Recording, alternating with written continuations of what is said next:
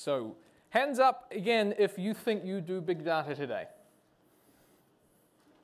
2, 3, any more? How big, let's start at the back, how big is your big data? Whatever sense it matters to you. Well, I'm not a developer. Okay. I work for a film company, and we use a lot of data for targeting advertisers. Sorry, for the place where advertising is really I'm not your side of the business. Okay. Big data comes up a lot in meetings and conversations. Okay, so sorry, just because I understand a few people won't be able to hear you, there's a gentleman saying that he's in the film industry and sort of targeted in terms of advertising. Sorry, a microphone's come to you, if you wouldn't mind just a blue one. Can you guys? Yes, thank you. You can hear me. I'm not a developer, so I work in the film industry. I do digital marketing. So big data comes up a lot in conversations in terms of targeting and contextual targeting, layers, audience segmentation. So it's something that I'm aware of, which is why I'm here today, but I'm not as aware as I would like to be of what it actually means. So it's in my lexicon in terms of meetings, but I don't actually work on your side of things. Okay, sorry, there was another hand up over here. Would you mind, who was that? Bob, so sorry, the gentleman there in the green. We'll just... Hiya. I work for Shell, the energy company, and big data for us is a lot on the exploration side of things. So when we're drilling the test holes, basically into the ground, we'll get 10, 20, 30 terabytes worth of data out of that, out of what's going on down there. And at the moment, we're exploring how to actually process that faster and faster each time. So we're looking at Hadoop, etc. Okay. Sorry, this gentleman over here. Thanks. I work for Virtual Clarity. We work with a number of banks. 30 petabytes of financial transactions over the last 20 years or so is something that some of our customers would like to be able to slice and dice. Okay. Sorry, anyone got a database that can handle 30 petabytes? Just questioning. Any traditional vendors? You don't count. Bob, did you want to give a little intro as well? Or? We've been crunching. Sorry, I was just... Yeah, for the last few years I was at Channel 4. We started using MapReduce in 2011. It's embedded in our data analytics every night now, and we crunch, let's say, 20 billion row data sets using one of your rival products, I'm afraid. That's all right. Well, we can definitely fix that. So what I want to cover off first of all is some of the key drivers in the growth of big data. So today, software, data, and application is really at the heart of business interactions. This is in terms of the drilling before, in terms of the online marketing, in terms I also mentioned the electricity sensors before. Devices and sensors are now at the heart of a lot of the workloads that we see, and the cost of storing and ingesting this data is dropping rapidly. We have new programming models like MapReduce and Hadoop, which allow you to process data at a scale that you previously wouldn't have been able to do. There's new scale and capabilities for SQL, so even if you're a traditional database developer, you can use a language you're familiar with and process many, many millions of rows. And it's all easily available because there's open source implementations, pretty much open source driven in terms of big data. Now with a cloud consumption model, you don't want to say, well, I need to have 500 machines and I want to buy them and then run them for an hour a night and leave them on the rest of the time. But that's something you can do in the cloud. You can get effective unlimited scale at a very low total cost of ownership. And you can combine both open source software and platform services like we offer in order to really get the most value out of your information. So I want to talk about what we can do here at Google. So our data processing platform, we have a couple of different options which I talk about today. So the cloud platform storage services we talked about before underpin a lot of this. So you have Google Cloud Storage. You can upload data into there. We have our Cloud Datastore. So if you're doing applications on Google Cloud in terms of either App Engine applications or using our Cloud Datastore, you can get access to that information. And then we have both the opportunity to run Hadoop and open source big data on top of Google Compute Engine, or we have BigQuery. So just again, a show of hands, who's heard of Google BigQuery? Good number. Any of you actually used it for anything? Got a sort of half and half, all right? So first of all, let's talk about the elephant in the room. This is Hadoop. This is named after the stuffed toy that belonged to the daughter of the developer, the guy who worked at Yahoo. He took a paper that was published by Google in 2002 about the MapReduce framework, the idea that if you take a large data set, you split it up into many, many, many nodes, and then you run your processing on a much smaller set, then you aggregate it all back up again. You can take what they call an embarrassingly parallelizable problem and solve it much quicker than if you were running it in the traditional fashion. We didn't implement this and give an implementation out to the community. What we did was we published an academic paper and talked about how this was able to be implemented. And so we did that in 2004. Now the Google file system, which that builds upon and you will know as HDFS in the open source implementations, that was actually introduced in 2002 at Google. But we didn't stop there. We didn't say, oh, that's it, we've invented the future, we're going to stop. We didn't keep MapReducing our sheep. We kept innovating. So our global database Bigtable, which is the underlying data store for a cloud data store, introduced in 2006. There's a paper published about that as well. And then a paper published in 2008 about Dremel. And this really shook things up when people read this paper. This is basically a way of saying, how can we do interactive queries over that similar size of data set that we might previously have looked at in terms of doing a batch job in the MapReduce, but how can we do them interactively? And what Dremel is used for inside Google, or one of the primary use cases it was created for, is if you imagine all of the log information that's generated by running services at Google scale, all of the error messages. So in our demo before, we saw that there were a few 500 error messages. If you imagine the scale that Google run at, if you see a small percentage of things, that's many millions of requests. You can query across error logs, you can find information, you can solve things, and you need to be able to do that very, very quickly, especially if you're on network attack or any other kind of problem. But as fantastic as that is, they say, well, we don't stop there, so we keep innovating. Colossus is the next generation of the Google file system. There's a paper being, I'm not actually sure, is there a paper on that yet? So there's some talks have been given. Yep, thumbs up, so we have a paper on Colossus. Spanner is really interesting. Spanner is the idea of doing SQL worldwide using atomic clocks synchronized in data centers. I see a laugh over there. So we're just thinking, how can we do this at planetary scale? Compute Engine launched last year. 3 days ago, we had a blog post announcing a thing called Andromeda, which is our virtual networking framework, which we use for software-defined networking across virtual machines and Compute Engine. It's one of the things that makes our cloud able to process data so much quicker than anyone else. Again, there's been a talk at a networking conference about this. There may be a paper at some point. But this is an idea of Google innovation. So I'm sure MapReduce has kind of moved on in terms of Hadoop, but remember that we are all 10 years old now in terms of that paradigm. So we're going to talk more about Dremel as we move on, because we offer Dremel as BigQuery service. But we still support running the Hadoop ecosystem on what we think of as the world's fastest cloud. So you can make the most of Google's infrastructure options. You can scale your computing and your storage independently. So you can upload your data into Google Cloud Storage at 2.6 cents per gigabyte. When you run virtual machines on Google Compute Engine, you pay by the minute after the first 10 minutes. So if you want to run a job and it's going to take 30 minutes and you have to spin your cluster up and pay for an hour for X hundred machines, there's a lot of wastage there. You can just run for the entire length that you want.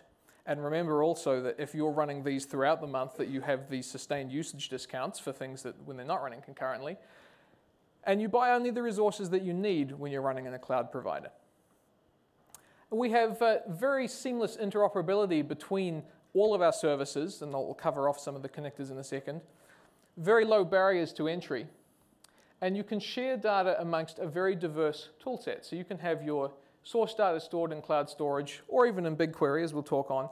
And using the open source Hadoop frameworks or versions from some of our commercial partners, you can run Pig and Hive and HBase and some of the tools that you're used to from the Hadoop ecosystem. We recently released the Google Cloud Storage connector. So like I said before, the GFS product from 2002 was the version of, was the source for the HDFS idea, which runs on a number of nodes. But why would you need to run those nodes when we already run that for you? So Colossus, as I say, is our version, our improvement upon GFS, and that is available to you. That's what we call Google Cloud Storage.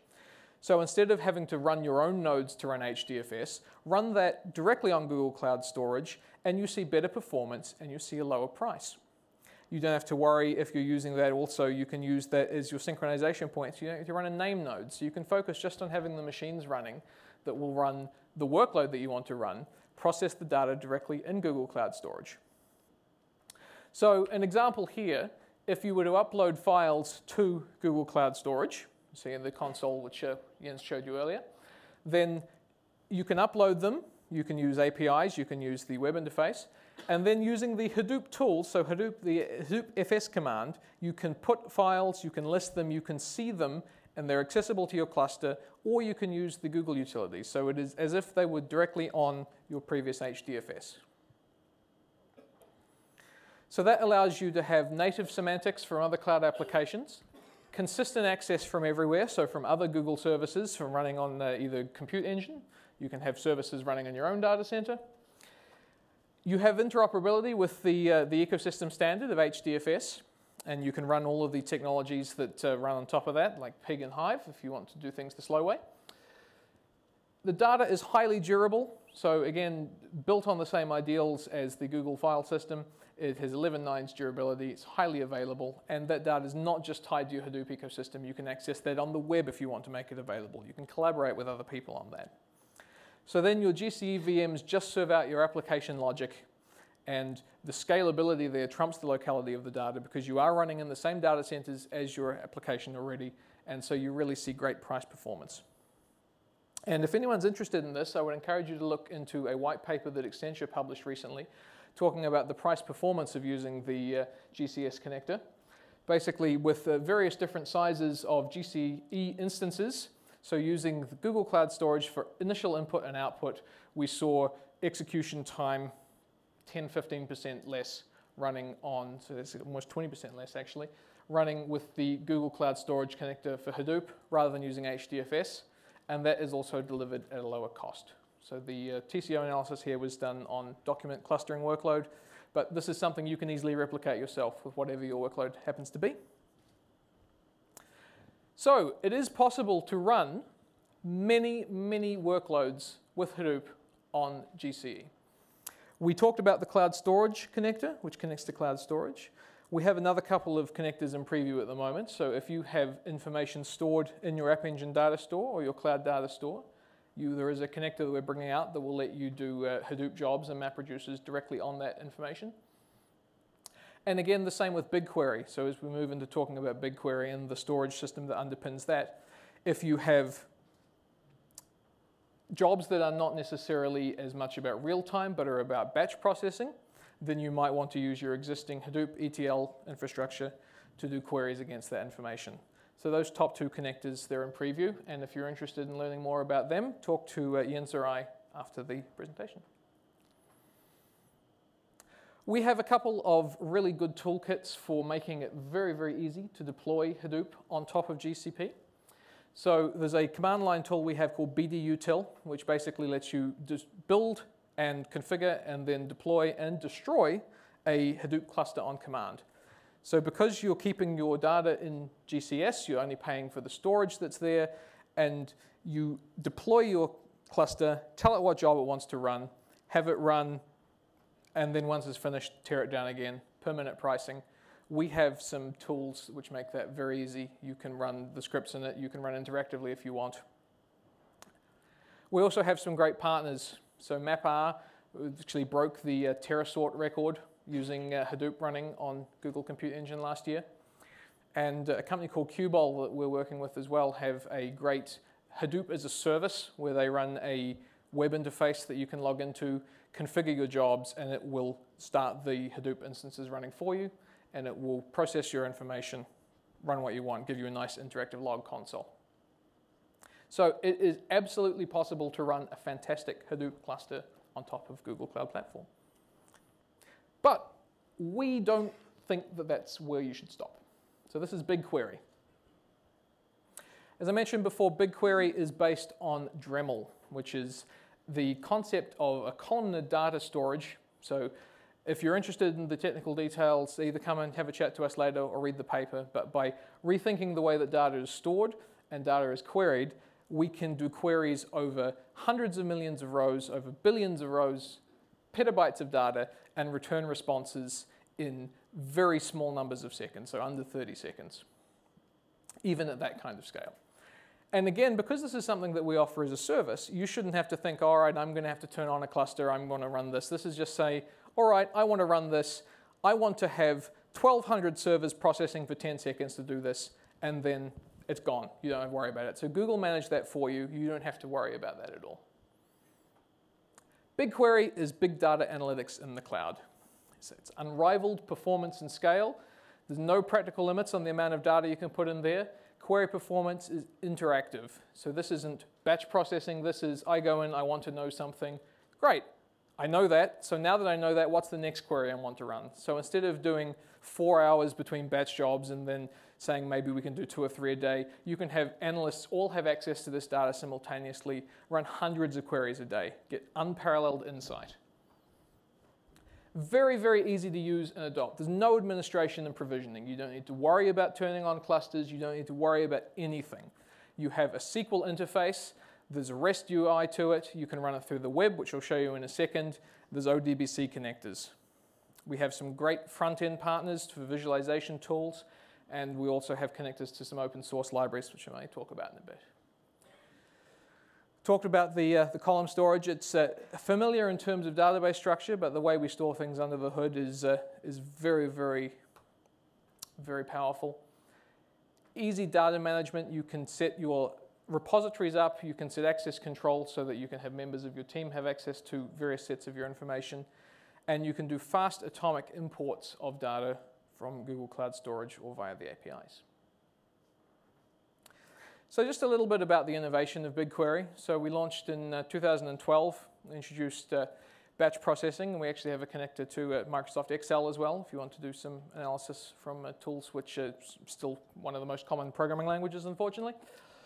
So JSON import, nested and repeated fields. So if you have information that is, it doesn't have to all be the same shape. You don't have to denormalize your data. You don't have to process it first. You can have rows of information, and each row can have nested JSON. It can have repeated fields. That is very important, which we'll talk about a little bit later with some unstructured data. 2013, we introduced big join. So being able to join some of these tables together is something you wouldn't necessarily think about at petabyte scale. We have query caching. We can return large results, and there's also some statistical analysis functions, which if there's any statisticians in the audience, they're welcome to ask me about later, because I don't know a lot about statistics, but I'm sure that they'll teach me.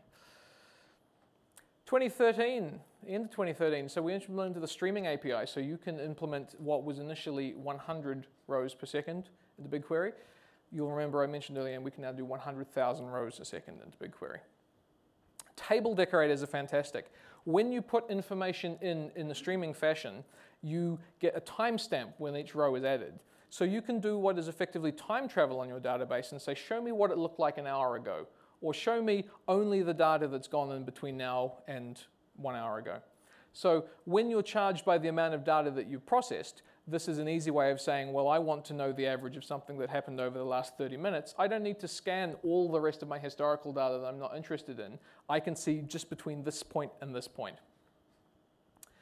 And something I want to talk about very soon is integration with Google Analytics. Anyone here use Google Analytics for their business website? Okay, hands up still if you use the Google Analytics Premium product.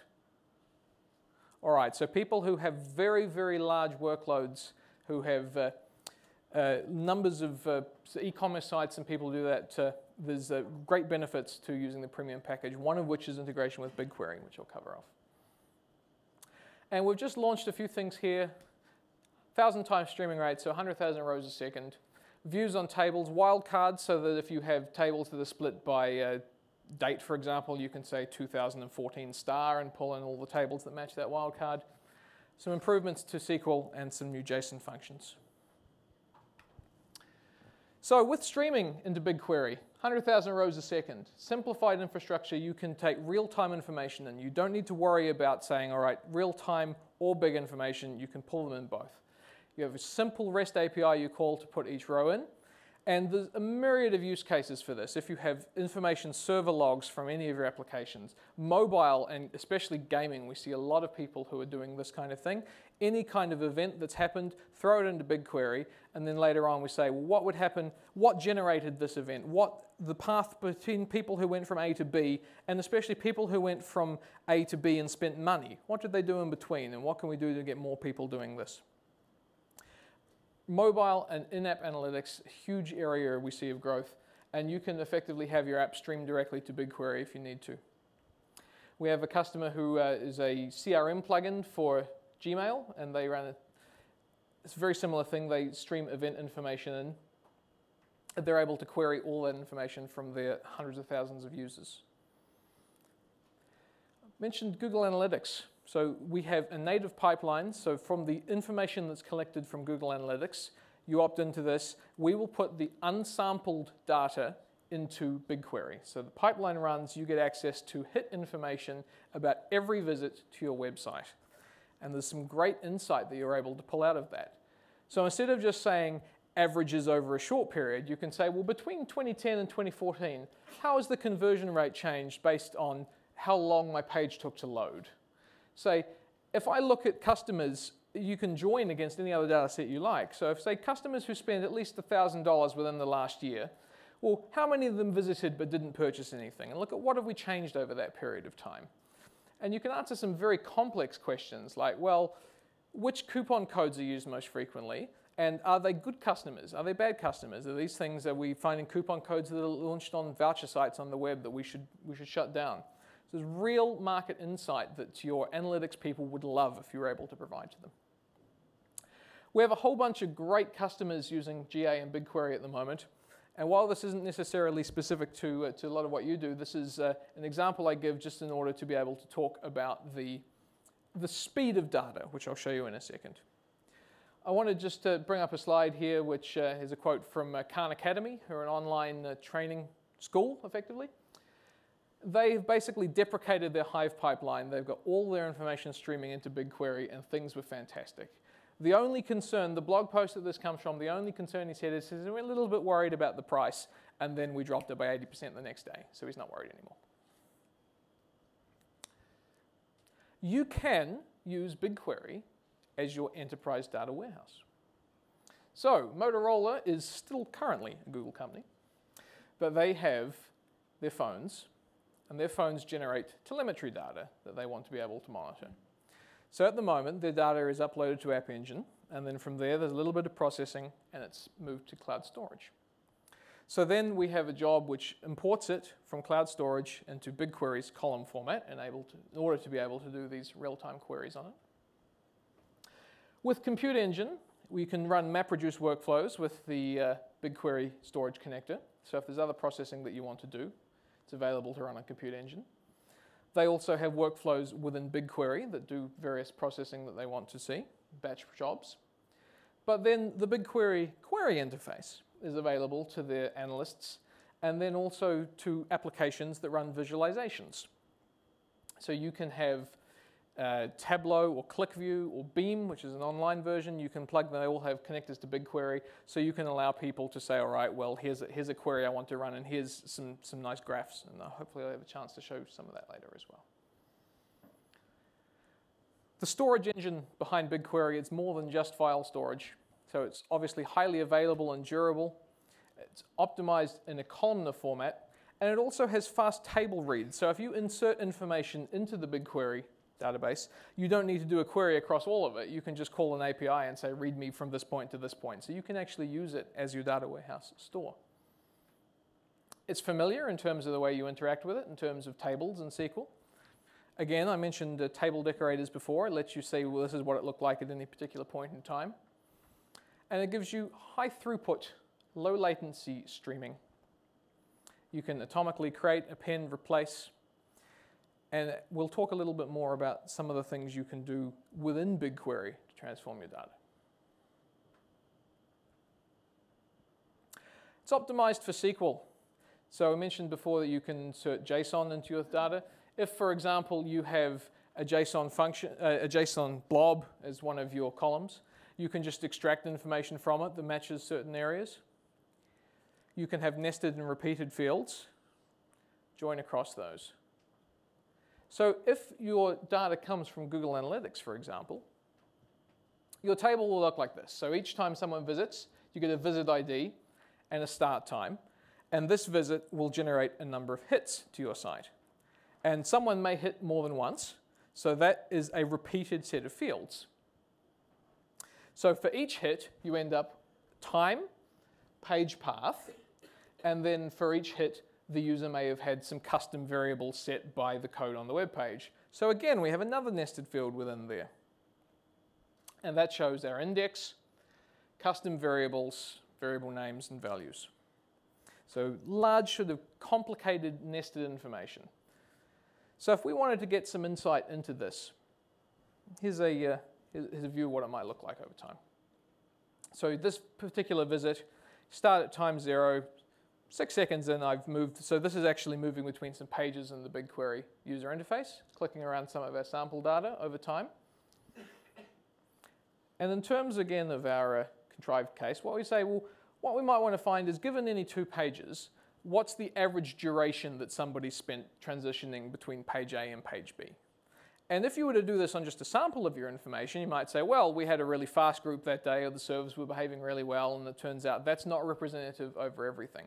So what we really want to do is be able to do this over your entire history, which is something you can obviously only do at this scale. So this kind of thing, it is possible to ask this question in SQL, but it's not pretty. So you end up with a query that looks a little bit like that. And it took me a fair while to parse it out, so I'm going to try and explain that to you, so I don't need to dig in too much. So first of all, we have our visits and our hits, so we want to select them from our analytics table. But then if you're only looking at the nested table, so if your hits only go, we want to see who went from the nested table to the timeline table in this example. If you only went to one of those, then that one doesn't matter to you. So we want people who have gone between those two. Then we can run some statistical functions to look at the hit time and the path that went into those. And then on the outside, we want to collect the number of visitors, count the average duration in seconds, and then look for places where the path contains nested, but the lead path where someone went to before they went to this was the timeline page. So that's pretty nasty, but it's possible to do this. I see a bit of wincing in the audience. It's not necessarily possible to express everything in SQL. So that's difficult but possible, and some other things are not possible. But if you think about it, that's a reasonably simple piece of pseudocode to write. Say, if for this row, if this one is this and the one next to it is something, then add it to the list. So if you were using a procedural programming language, it would unblock difficult scenarios and make it much easier to express. So effectively, that's the same thing, not written in SQL. So look at all of the hits. Say, if the page path is nested and the next page is the timeline, then push that result onto our result queue. So this is fantastic, but this is starting to sound like a MapReduce job. This is something that you run in bulk over everything. This isn't something that traditionally people get to run interactively. So with the connector that we use between Hadoop and BigQuery, we allow parallel reading of data from BigQuery into your Hadoop workers. So we'll prepare a table for parallel read. We'll wait for the job to start, and then while there's more data to read it, find it, and then run our little function from before and print its duration. And this is possible, but again, cloud is too hard. Why shouldn't you be able to do this directly from BigQuery? So unfortunately, this is something that's very new, and I can't give you a demo of it today, but here's an example of what you will see in the new version of BigQuery, which will be coming out very soon. This is a JavaScript function running inside a query. So again, we're selecting the count, the visit ID, and the duration from our table, but then we're selecting from a function which calls that simple JavaScript code.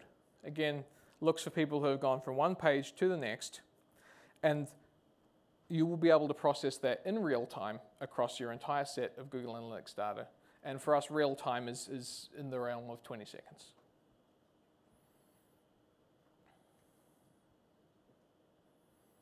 So they're BigQuery user-defined functions. They allow you to combine the best of SQL and JavaScript on top of the BigQuery engine. And if anyone's interested in them, come and have a chat to Jens and I afterwards. We'll connect you up to our sales guys, and we'll see what we can do about getting you on the early access program.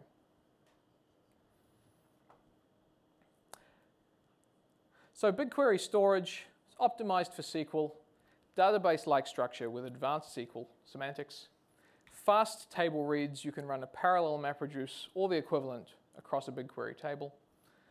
Or you can run the same thing from within BigQuery with our upcoming SQL JavaScript user-defined functions. Now, I mentioned before the pricing. We've lowered the price for query, for storage, and for streaming. How much lower? 85% reduction on the query price. So BigQuery, this fantastic thing that's locked up in Google, we're democratizing that. $5 per terabyte of data that you query. And so if you write your query to query less columns, you query less data. So that's an 85% price reduction. It will be hard for you to justify running a Hadoop cluster for real-time queries at the cloud pricing, even our new low cloud pricing, when you can do this with BigQuery. Storage costs. It's 2.6 cents per gigabyte in cloud storage. It's exactly the same in BigQuery. So we priced it there. We just rounded it up to terabytes. So it's $26 per terabyte per month, down from 80. So that's a 65% price reduction on storage. So again, if you upload your information into BigQuery and you store it there and you never query it, you only pay the storage cost. You don't have to run machines to keep the Hadoop file system up and running. If you're doing streaming in, we're going to charge you 1 cent per 100,000 rows. So previously we were charging 1 cent per 10,000 rows, so that's a 90% price reduction. So we want everyone to have access to real-time data ingestion, real-time processing. So I might do a little demo for those of you who haven't seen BigQuery before. I just want to point out a couple of resources that you can have a look at yourself at home.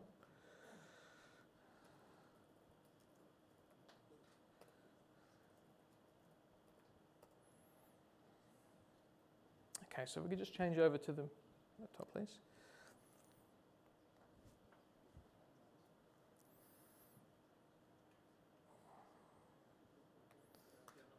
Yes, I'll just have to turn mirroring back on.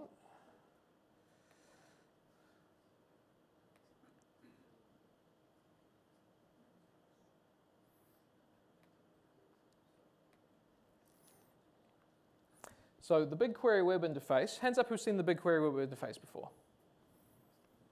Small number of people? Okay, so this is a very easy way to run interactive queries. Something else that I want to point out, which is good if you're learning the first time, is this website here, which is called bigquery.es. And this is a sort of a public forum that has a lot of interesting queries that are available. A lot of them are around a thing called the HTTP archive, which is a data set, public data set, which effectively tracks how the web runs. And what it does is it indexes the top 100 or so websites on the internet on a regular basis, and then lets you look at trends across them. So you can look at things like the how many sites specify a character set in their headers, or what's the performance cost of a thing in additional domains. So a lot of this information, this has been made available to query inside BigQuery. It's a public data set that you can get access to, and there are a number of interesting queries that you can do. We also looked at the example we gave before in terms of Google Analytics was on GitHub. So GitHub provide for public repositories a data set of the timeline of commits and action on repositories, and also on archives.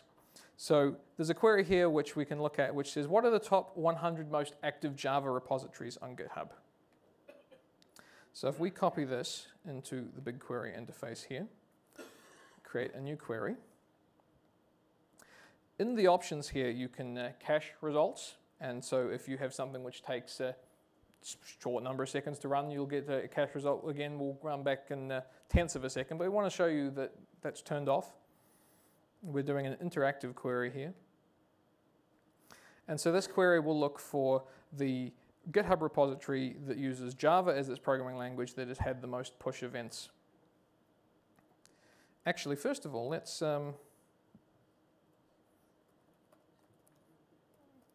deviate from the script a little bit. Let's see how many rows we're talking about.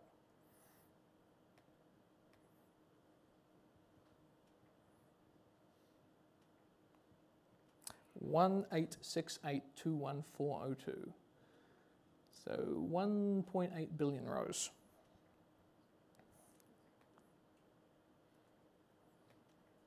Don't think MySQL could have done that. So this query here,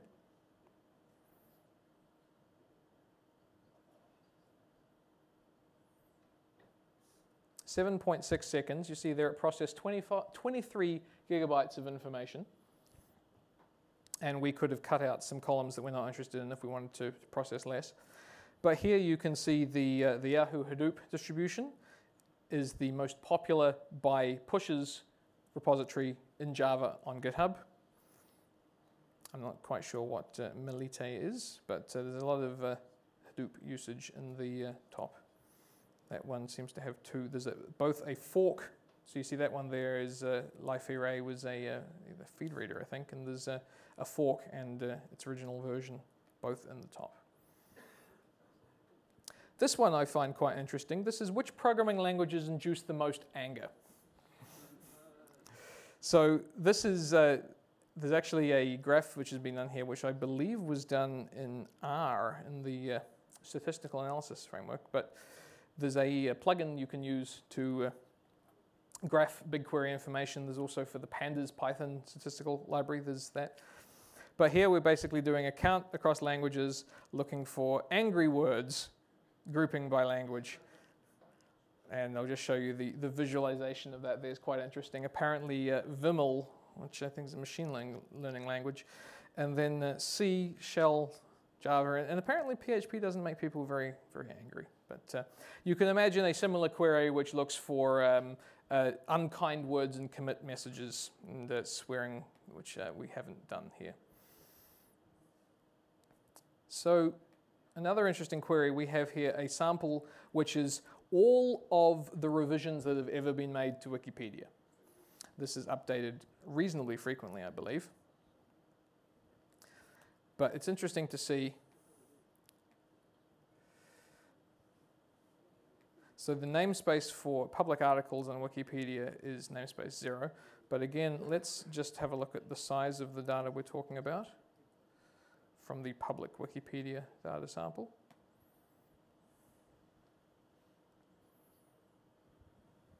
So again, let's count backwards. 313 million rows in this.